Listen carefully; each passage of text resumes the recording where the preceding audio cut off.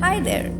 Welcome to this video where we'll explore creating warm and cool tones of indigo, violet, purple and magenta with two primary colors which we all have. So the first primary color that I'm using here is Prussian blue. My color is from Daniel Smith, but this color is available in all variants of watercolors, whether it be Camlin, it be Sennelier, it be Winsor & Newton, or any other brand for that matter. The second primary color that I'm choosing here is crimson red.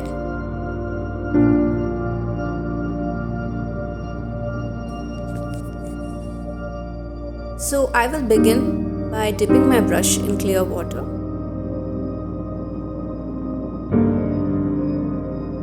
I will be creating my first swatch on the left side of the paper using Prussian blue color. Need to clean the brush every time I do a swatch, and the second swatch that I'm doing right now is with red on the right hand side of the paper. The space left in between is to create a mix of these two, varying in proportion. I'll just quickly write the names of both the colors on top, because this is a chart I can refer to later as well. I'll take a little amount of the blue in the third well of the palette, and for each swatch that I will make, I'll add a tinge of crimson.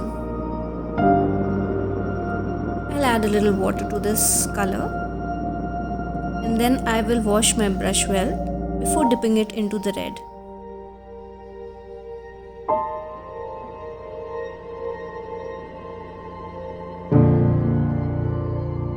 So here's my first swatch with a tinge of red and plenty of blue, and this color is called indigo.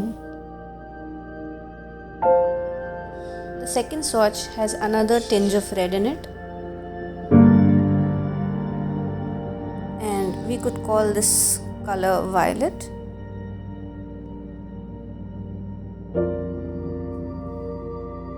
The fourth swatch has come out more purple.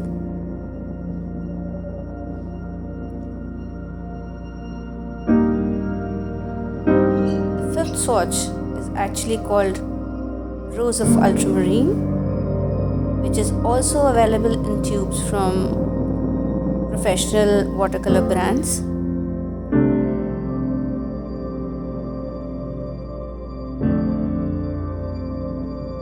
And now we are heading towards warmer magentas.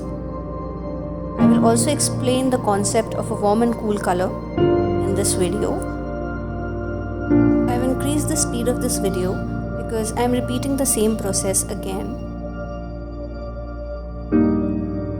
So I have an indigo with me from Daniel Smith watercolors, and I just want to compare it with the indigo that we've just made.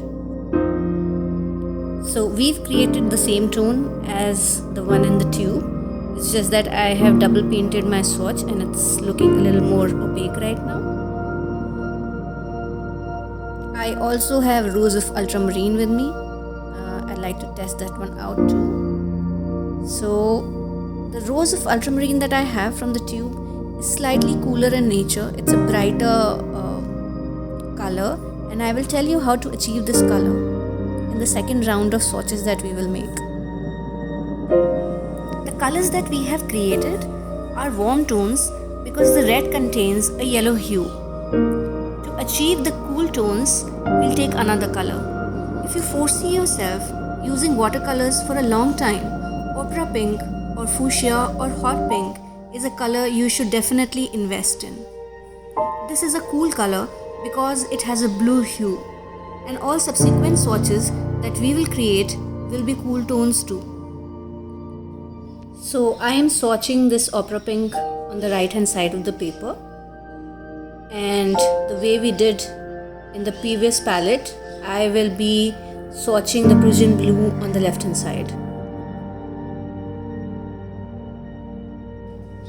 This time I'm picking up a little extra amount of opera pink in my mixing well, and as we swatch, I'll be adding a tinge of blue every time.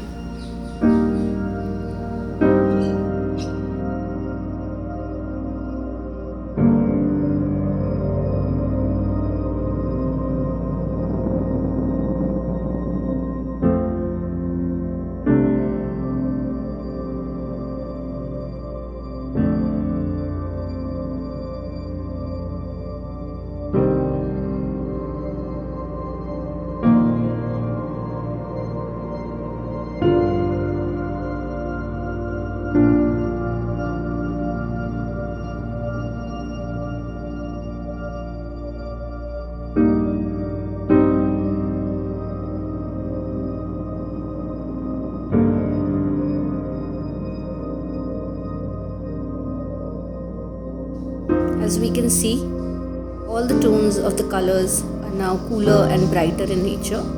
So here's how you can achieve a gamut of colors by mixing just two colors together. This is a galaxy that I made using the three colors that we just swatched. If you enjoyed watching this video, don't forget to like, subscribe and press the bell icon. Thank you.